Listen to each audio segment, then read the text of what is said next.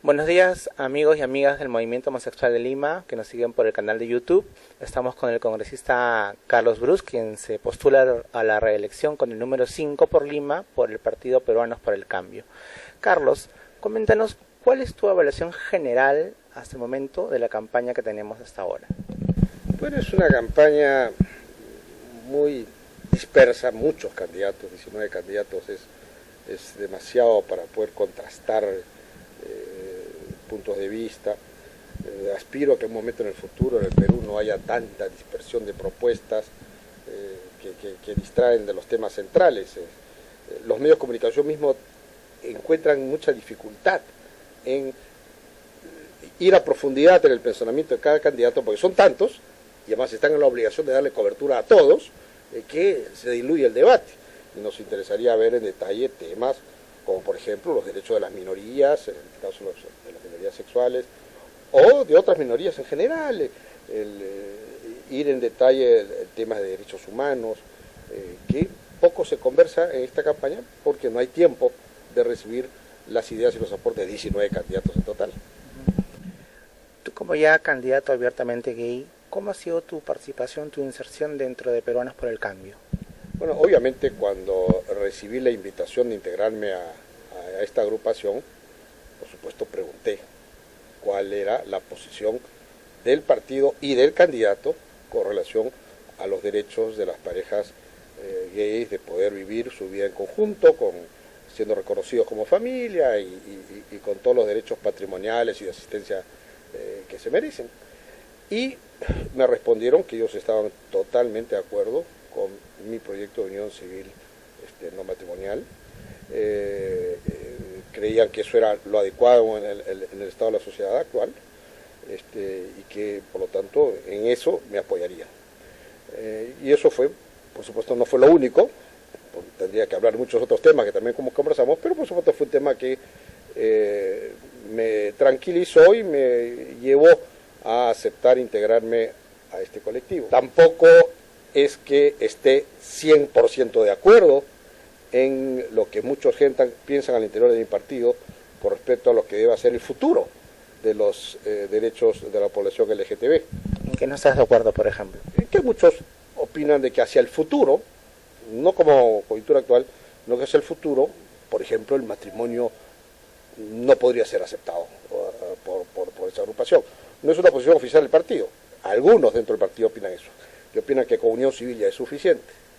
Algunos discrepamos de eso, algunos creemos que unión civil quizás es el camino hacia la conquista de más derechos hasta que finalmente todos tengamos los mismos derechos iguales entre parejas heterosexuales y parejas homosexuales, y que la unión civil es un camino hacia eso, ¿no? Pero las sociedades no cambian así de la noche a la mañana, las sociedades evolucionan. El hecho de que hoy en día en esta campaña electoral sea políticamente incorrecto opinar en contra de la unión civil, eso ya es un gran logro. Ustedes como MOL tienen más tiempo que yo en la vida política nacional y saben perfectamente que en las campañas anteriores hablar a favor de una minoría como eran los gays y lesbianas no era lo común. No se llamaba votos ni puntos. Hoy en día más bien hablar en contra te resta. Entonces ahí hemos ganado un poco la partida en el sentido de que es políticamente incorrecto hablar en contra de estas minorías, cosa que antes no se consideraba así. Por lo menos eso hemos ganado en esta campaña que hemos tenido por Unión Civil. Yo fui autor de la ley de Unión Civil no matrimonial, pedí y exigí que mi partido se incluya en el plan de gobierno, que apoyaríamos la Unión Civil no matrimonial. Mi partido aceptó y lo incluyó explícitamente en su plan de gobierno, que Peruanos por el Cambio apoyará el proyecto de ley de unión civil no matrimonial, proyecto de ley que considera no solo los derechos patrimoniales y de asistencia, sino que además reconoce a las parejas como tales, cambia el estado civil de las parejas y les reconoce una unión y por lo tanto implícitamente como familia. Es decir, no solamente es el tema patrimonial. No, el texto del plan de gobierno usa el mismo título que mi proyecto de ley. Y mi proyecto de ley, que es público y está colgado en la página web del Congreso, expresamente menciona todos los derechos patrimoniales y de asistencia y menciona el hecho de que las personas contrayentes de esta unión civil cambian su estado civil, se crea un nuevo estado civil que se llama el de compañeros civiles, reconociéndoles un lazo de parentesco y por lo tanto una relación familiar. Creo que para el estado de la sociedad peruana esto sería un avance inmenso en el reconocimiento de las parejas del mismo sexo y que por supuesto es el punto de partida para que se vayan dando otros derechos de otros sectores dentro de nuestra comunidad, como la ley de identidad de género, como el de mejorar la ley de crímenes de odio, que salió un poco mediatizada, en fin, la no discriminación en el trabajo, por razones de orientación sexual, etcétera, que nos lleve a una sociedad más igualitaria, ¿no? Carlos, ¿eres consciente de que últimamente tu partido y tú en particular han sido objeto de críticas por parte de algunos sectores del movimiento LGTB en relación a seguir insistiendo sobre el proyecto de unión civil? Digamos, lo que se critica es por qué no ir hacia el tema del matrimonio igualitario, luego de esta experiencia de 2 años y más, ¿por qué no ya ir hacia el matrimonio igualitario? Lo que argumentan es porque si igual no se va a aprobar ni unión civil ni matrimonio, ¿por qué no ir de frente hacia por todos los derechos? ¿Cuál sería tu postura al respecto? Lo que pasa es que yo no estoy de acuerdo con aquello que no se puede aprobar la unión civil. Yo creo que estuvimos cerca. Si el partido de gobierno, en la votación de la ley de unión civil, no hubiera votado en bloque en contra, si ese partido de gobierno hubiera dejado en libertad a sus militantes, a sus integrantes en el Congreso, a que voten de acuerdo a su conciencia, y esa bancada se partía como se partió en las demás bancadas, el fujimorismo, donde estaban los más acérrimos posiciones homofóbicas, de 4 integrantes en la Comisión de Justicia, 2 votaron a favor, 2 en contra. Si así se hubiera partido la bancada oficialista, hubiéramos ganado. Perdimos 6 votos contra 4, porque los votos del grupo nacionalista fueron en bloque en contra. Por supuesto, respondiendo a una consigna que le dieron de Palacio, propio de la visión homofóbica de un excomandante del ejército que ahora es presidente de la República, ¿no? Si ellos hubieran partido, hubiéramos ganado 6-4, no hubiéramos perdido 6-4. Así que creo que estuvimos cerca, creo que dimos una buena batalla y creo que ahora cada vez hay más gente convencida de que la unión civil no es algo que afecte al resto de las familias, que no destruya la sociedad, que no se abren los infiernos y salen los demonios, como algunos predicen. Así que creo que eso creo que es factible. El matrimonio igualitario, por supuesto, contra el cual yo jamás voy a hacer campaña en contra, ni cosa parecida, despierta más rechazos porque en la sociedad peruana quieren preservar la mayoría de las personas, la democracia, desgraciadamente las mayorías cuentan, así como también deben contar las minorías, prefieren mantener el matrimonio, la institución de matrimonio para parejas heterosexuales. Entonces, la unión civil tiene más factibilidad de ser apoyada, mucho más líderes políticos no tienen problemas con la unión civil, como sí lo podrían tener con el tema del matrimonio igualitario. Y cuando la gente se dé cuenta, si se aprueba la unión civil, que yo creo que es más factible que se vaya a aprobar, y vean que las parejas del mismo sexo se unen y que no pasa nada, que la sociedad no se destruye, que no es que los niños se confunden, ni que ocurre el Sodoma y Gomorra por las calles, sino que ves más gente feliz y de pronto dicen, oye, si ya tienen unión civil, llámale matrimonio, es casi lo mismo, y si ya están en matrimonio y tenemos tantos niños huérfanos sin quien los cuide, ¿por qué no con un buen sistema de evaluación, por qué no le encargamos a parejas del mismo sexo que también puedan criar esos niños? Y poco a poco vamos dando los cambios en la sociedad. El Perú no nos olvidemos, últimos rezagos de las sociedades homofóbicas de Latinoamérica, ¿no? Nosotros, Bolivia y Paraguay, son los únicos 3 países en la región que no tenemos ni unión civil ni matrimonio igualitario. Así que, y que donde además la aprobación hacia la unión civil tampoco es muy alta, solamente 30% de la población apoya eso. Y cuando le preguntas el matrimonio igualitario, la aprobación baja a 18%. Entonces, tenemos que buscar fórmulas que ayuden a que la sociedad peruana avance. Creo que la unión civil es una de esas fórmulas, es una de esas formas, no es un fin, creo que es el camino hacia que en algún momento todos los seres humanos seamos considerados los mismos derechos. Con respecto al plan de gobierno de Peruanos por el Cambio, ¿qué es lo que propone tu partido en relación específicamente a la población de lesbianas, gays, bisexuales, personas trans? Mucha gente cree que solamente es el unión civil, pero yo sé que hay algunas otras cosas que se han considerado. ¿Podrías por favor explicarnos? Sí, una cosa que consideramos importantísima es que se abra un registro oficial de los delitos cometidos hacia esta comunidad y con la intencionalidad de herir a esta comunidad. Porque actualmente, y nos ha pasado en la ley, discutimos crímenes de odio, no había estadística de agresiones hacia miembros de la comunidad, agresiones que sabemos que existen y que se hacen todos los días. La expresión de matacabros, esa expresión no surge por gusto, ¿no? Sin embargo, ni la policía ni la fiscalía tiene registros de agresiones hacia esta comunidad, por lo tanto, no hay forma de decir, oiga, necesitamos sacar leyes para proteger a esta minoría porque está siendo agredida físicamente, inclusive asesinada. Entonces, eso es importante. Estamos planteando abrir un registro de esas agresiones. Insisto, si hubiera tenido ese registro, hubiera podido sustentar con mayor solvencia la ley de crímenes de odio. Hacer una campaña de capacitación entre la administración pública, en todos sus estamentos, de que el Estado no puede discriminar a nadie por ninguna razón o índole, como dice el artículo 2 de la Constitución. En otras palabras, los servicios de salud pública tienen que atender con dignidad y respeto a todos los miembros de la comunidad y de todas las minorías, no solamente los gays y lesbianas, pero sobre todo los gays y lesbianas que tienen problemas de salud, sabemos las epidemias que tienen que afrontar, y que la gente del sector salud, Ministerio de Interior, comisarías, fiscalías, tienen que atender a estas minorías con todo respeto y dignidad.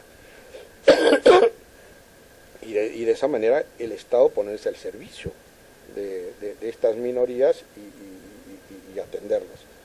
En tercer lugar, revertir lo que creo que fue el mayor acto de homofobia que cometió el Estado en las últimas décadas, que para mí es el haber retirado del Plan Nacional de Derechos Humanos todo el capítulo de la comunidad LGTB. Eso no tiene nombre. Todos sabemos que el Plan Nacional de Derechos Humanos, hablemos claro, es un listado de buenas intenciones, ¿no? No es mandatorio, no dispones nada al día siguiente, es unas intenciones que si el Estado no las cumple no le pasa nada, pero es un listado de buenas intenciones. Haber retirado a la comunidad LGTBI, el capítulo LGTBI, de ese plan, que era un listado de buenas intenciones, solo lo haces si realmente odias, ¿no? Porque no te costaba nada dejarlo ahí, y por último, si no lo cumpliste, bueno, ya no era tu gobierno, le tocará al siguiente gobierno, pero haberlo retirado es un acto de maldad. Solamente se hizo porque, ¿sabes qué? Yo odio a esa minoría, quítenlo de ese plan. Alguien dio esa orden, y eso realmente fue un acto de homofobia. Eso no ocurre ni en los países más excluyentes que hay. Como bien escriben algunas personas, no necesariamente uno tiene que ser liberal. Digamos, el liberalismo es un monopolio de grupos de la derecha. En la izquierda existen también conservadurismo y existe una izquierda liberal y existe una izquierda conservadora. Así que yo no tengo ningún inconveniente, como lo hemos hecho en la última campaña por la Unión Civil, en presionar para poder conseguir que se aprueben estos dispositivos legales con personas de izquierda. Verónica Mendoza fue una extraordinaria aliada en apoyarnos en todo este asunto de la Unión Civil, así como lo fue Sergio Tejada. El grupo humanista, por ejemplo, es lo que yo llamaría una izquierda conservadora, ¿no? Izquierda que en lo social podían ir a misa con el PPC. Ser reelegido como congresista, ¿cuáles serían tus estrategias de alianza al interior del Congreso frente, por ejemplo, por lo que van las encuestas, a un Congreso prácticamente mayoritariamente fujimorista? ¿Cuáles serían esas alianzas que tú establecerías para poder que los proyectos que tú impulses vean la luz? Mira, en el fujimorismo, por ejemplo, encontramos muchas congresistas fujimoristas a favor de la Unión Civil. Lo que pasa es que los que eran los más estridentemente en contra opacaban a estos. Al final, el día de la votación fueron 2-2, se partió mitad-mitad. Probablemente ocurra algo parecido en el siguiente Congreso. Ya no van a estar algunos congresistas que fueron muy estridentes en contra de este proyecto de ley, pero sí, en el fujimorismo existen algunos de pensamiento un poco más liberal, con el cual hay que aliarse. Algo he aprendido en mis 10 años de congresista es que no debes rechazar ningún voto. El Congreso es una dictadura de las matemáticas. Si tú quieres aprobar un proyecto de ley, no importa cuántos votos hubieron a favor, cuántos en contra. ¿Importó de quién fueron los votos? No, porque de esos 130 congresistas, los 130 tienen derecho de votar porque así lo ha mandado el pueblo. Y tú no tienes ninguna razón para decirles, yo no quiero tu voto, porque tú no me gustas. No, esa decisión no la tomas tú, ya la tomó el pueblo. En la medida que te eligió, yo tengo que hablar contigo. Así no me guste cuál sea tu agrupación, lo que hayas hecho en el pasado. Es mi obligación hablar contigo. Yo no te elegí. Te eligió el pueblo y el pueblo es mi patrón y es el tuyo. Entonces, en ese sentido, tenemos que aliarnos con quien quiera aliarse con nosotros en esta lucha. Yo creo que vamos a encontrar aliados en el fujimorismo, vamos a encontrar aliados en otras agrupaciones, la mayoría de las cuales, para sorpresa nuestra, se está pronunciando a favor de la unión civil. Acción Popular, por ejemplo, que hasta el último congreso, efectivamente, su bancada está mayoritariamente en contra, ¿no? Por ejemplo, congresista como Johnny Lescano es un congresista de izquierda, pero de izquierda conservadora, ¿no? Él estaba en contra, ¿no? Ahora su partido está a favor. Bueno, muy bien, aplaudámoslo, perfecto. Y si ellos tienen alguna bancada, ahí tendremos algún aliado. En el APRA mismo, habían dos segmentos, unos que estaban representados en el Congreso, que estuvieron mayoritariamente a favor y nos apoyaron en la unión civil, y otros que estaban más en Alfonso Ugarte, que estaban en contra, ¿no? Entonces buscaremos alianzas de todas las agrupaciones, de todas, sin excluir a nadie. Y en ese sentido buscaremos ver cuál es la mejor estrategia para conseguir eso que todos queremos, que todos seamos considerados seres humanos y con los mismos derechos para todos. A veces, seguramente, para conseguir la mayor cantidad de votos tendremos que postergar algunos derechos que son justos, pero si esta postergación nos permite obtener otros, eso es un avance. Por ejemplo, si no tenemos los votos para el matrimonio igualitario, pero tenemos los votos para la unión civil, mi pregunta es, no saquemos la unión civil porque o es todo o nada. ¿Debe ser esa nuestra posición? Cuando la unión civil te reconoce como pareja, cambia tu estado civil, tienes todos los derechos patrimoniales, el único derecho que quedaría pendiente es el de adopción. ¿Eso no es un avance? Yo como hombre gay pienso que sí es un avance. Pienso que esto ocurre en mi país en tan pocos años que hemos empezado, por lo menos en materia congresal, porque puesto que el MOL hace muchas décadas atrás ha empezado esta lucha, mucho antes que yo, pero desde que se ha planteado ya como proyecto de ley en el Congreso, en la prensa, en la discusión en la sociedad, en temas en los colegios, en las universidades, cuando esto ya ha sido puesto en la agenda nacional, ha sido recién desde el tema de la unión civil, y si logramos que eso pase, yo creo que es el inicio de todo. Creo que ese es habríamos roto el dique del conservadurismo, porque entonces ahí podremos demostrar que cuando dos personas del mismo sexo se unen porque se quieren, no pasa lo que algunos predicen que va a pasar, que la sociedad se va a desintegrar, que las familias van a empezar a desaparecer, ni cosa por el estilo.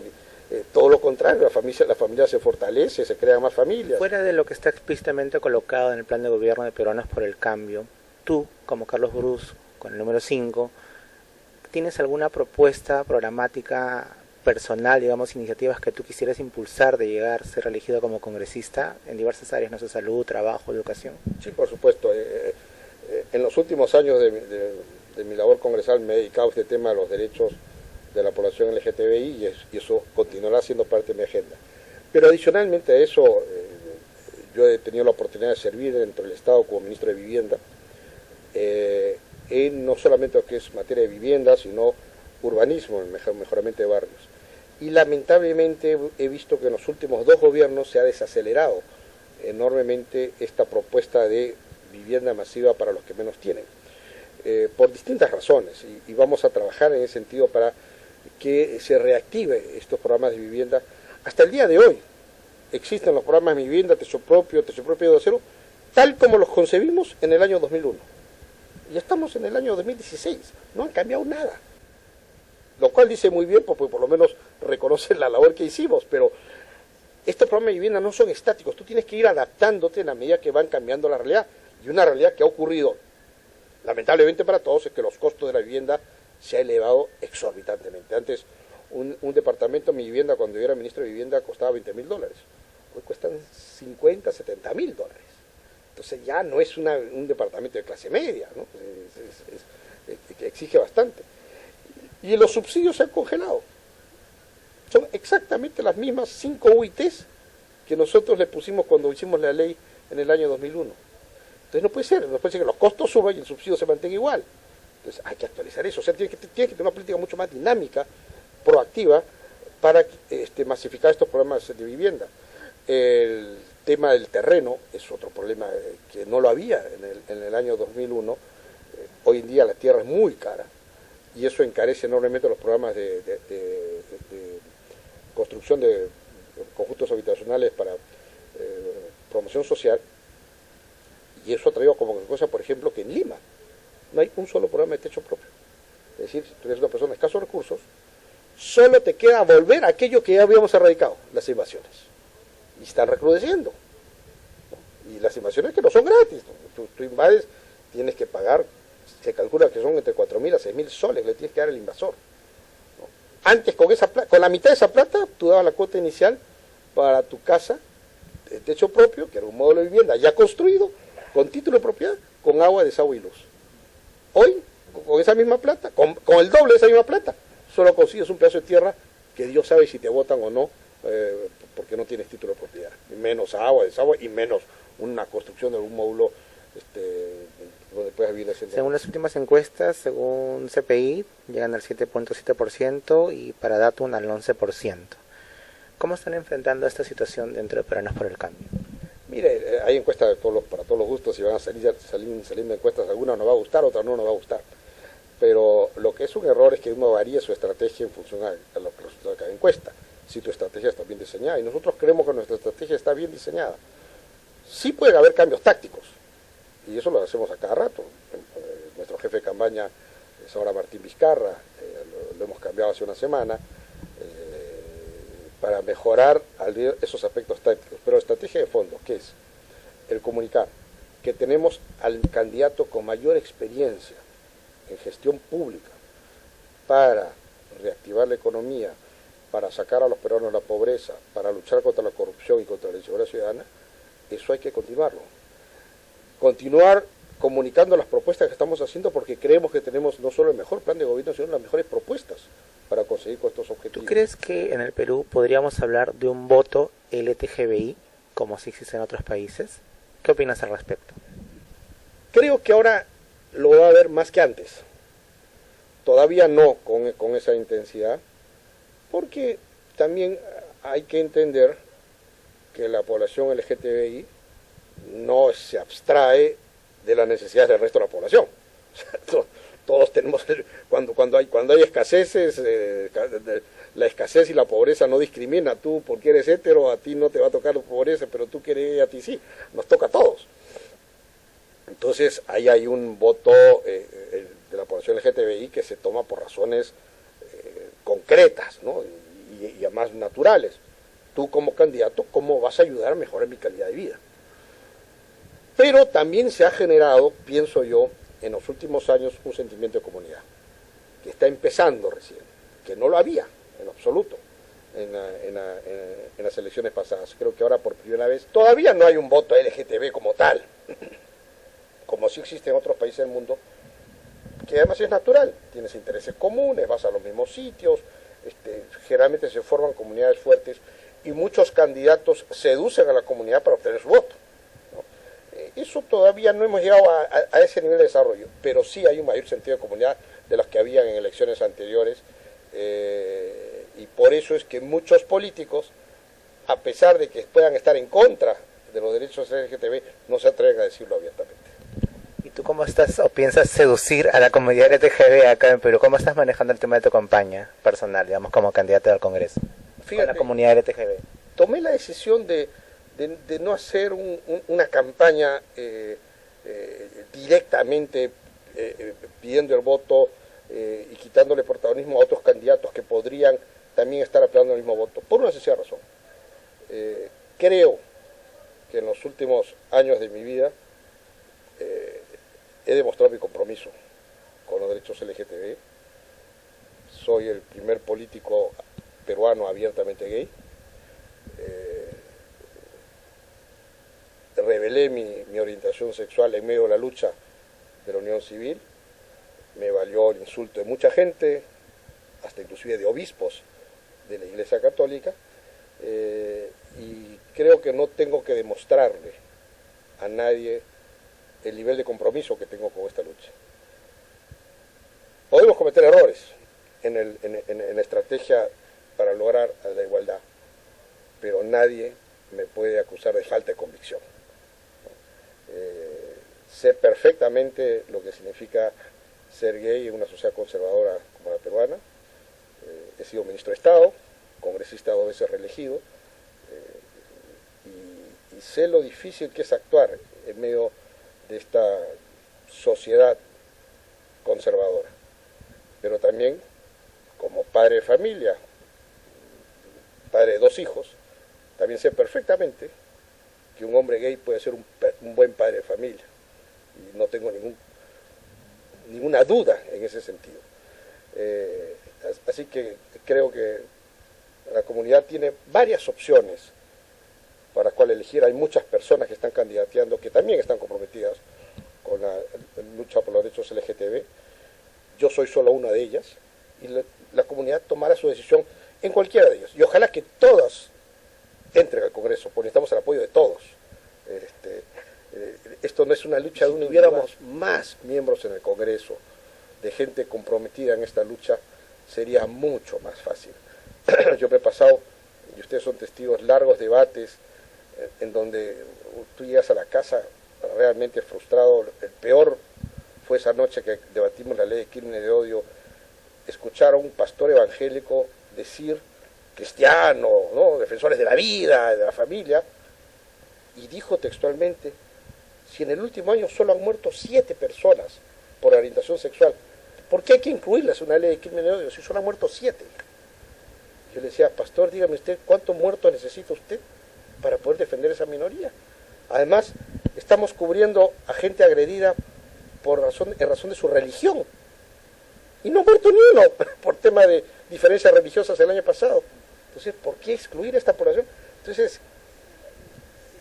argumento de ese tipo, tú llegas a la casa en la noche y dices, si alguien presenta un proyecto de ley declarando ilegal la homosexualidad en el Perú y con pena de cárcel, este Congreso lo aprueba. Con argumentos de ese tipo, el Congreso lo aprueba. Eso nos llevó después, coordinado con la directiva del MOL, PROMSEX y otras organizaciones, ¿sabe qué? Vámonos y pidamos de una vez la unión civil, presentemos la unión civil, de una vez sepamos aquí quién está a favor de los seres humanos y los derechos para todos, y quienes realmente quieren discriminar por una razón. Así que los electores saben quiénes ya hemos demostrado nuestra convicción en estas luchas. Insisto, podemos coyunturalmente equivocarnos en estrategias, pero que ya estamos comprometidos con esto, y que no daremos ningún marcha atrás hasta lograr avances a favor de la comunidad LGTB. Creo que eso está claro, y es lo que nos vamos a comprometer, y es, por supuesto, parte importante, muy importante, de nuestra agenda parlamentaria. Muchas gracias, Carlos. Esa ha sido la entrevista al congresista Carlos Brus, quien se lanza a la reelección con el número 5 por Peruanos por el Cambio para Lima. Y saben, amigos y amigas, por favor, lean bien los planes de gobierno, analicen bien por quiénes van a votar, ya sea para la presidencia y para el Congreso, y saben que en el MOL siempre apostamos por un voto consciente e informado. Hasta la próxima.